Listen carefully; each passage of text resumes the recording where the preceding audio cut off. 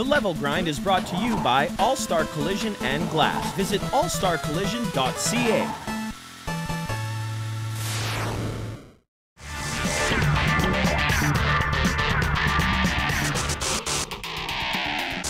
Welcome to Level Grind. I'm Tyler from 2-Hit Combo. It's been an exciting week in gaming, so we should just jump right into it. Now, first up, my favorite thing about games, the rumor mill. Now, lots of crazy rumors flying around, most specifically out of Taiwan. Some pretty crazy rumors about the PS4 being launched or being able to launch in 2013. Now, we've heard in the past about 2006 that Sony had a 10-year strategy with the PlayStation 3.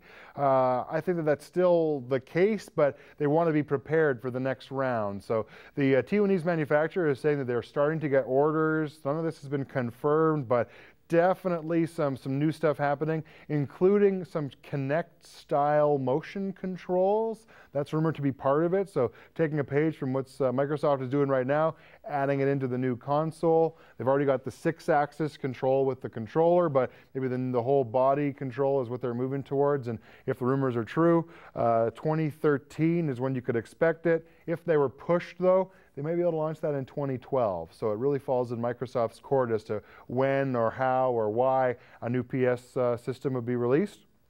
Following that, Xbox rumors as well the last couple of months have surfaced that they're planning a new Xbox, potentially with an announcement at next year's E3. It's due. Both systems are technically due for a new system if you count the number of years between the PlayStation 2 and the Xbox 180, as it's been coined. Definitely the Nintendo GameCube, as we know, came out for 4 years after N64. 4 years later came out the Wii, so they're already anticipating the new Wii console, which was talked about a month ago. But for Microsoft, a bit of a scary proposition. People are just now buying Kinects and Xboxes, so you really want to be careful about that, but you also don't want to be caught left with a new console with one of your competitors with you not having any. So I expect Microsoft to be pretty tight-lipped about that.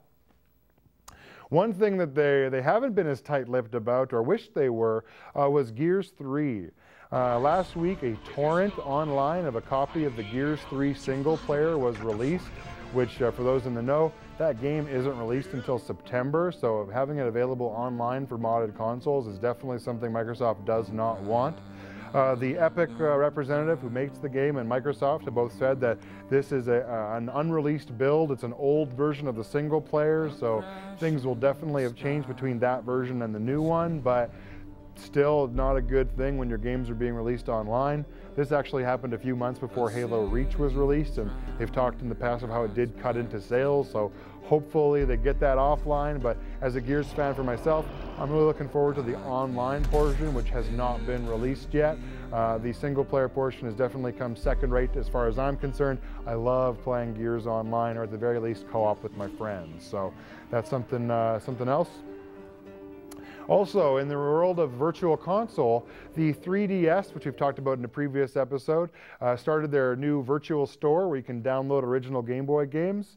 The newest entry is the whimsical Kirby's Dream Land. So for those Kirby fans like me, I remember playing Kirby on my Game Boy back in the day. It is a re-release of it. It's $4 for it, which is a decent price for the old black and white version of Kirby. Although when you play it, it's going to seem a little bit different from some of the new Kirby games that have hit the market, because the Kirby that we know and love today, who sort of sucks in enemies and takes their powers, that actually didn't happen until the NES version called Kirby's Adventure. So this is a very short, sort of an introduction to Kirby, who's become one of their top-tier mascots more recently, particularly with TV shows and multi-platform Wii games, GameCube, Game Boy, basically every platform since the Game Boy there's been a Kirby out for it. So if you want to play the Kirby game that you know and love now, go to the Wii and buy the Kirby's Adventure for Virtual Console. But if you want to experience the old Game Boy version of Kirby that we all grew up on the 3DS, which makes it seem weird because it's the handheld and not the home system. It's all strange, but pick up Kirby 3DS, Kirby's Dream Land, originally for Game Boy, now for the 3DS on the Virtual Console. So I'm Tyler, and you just leveled up.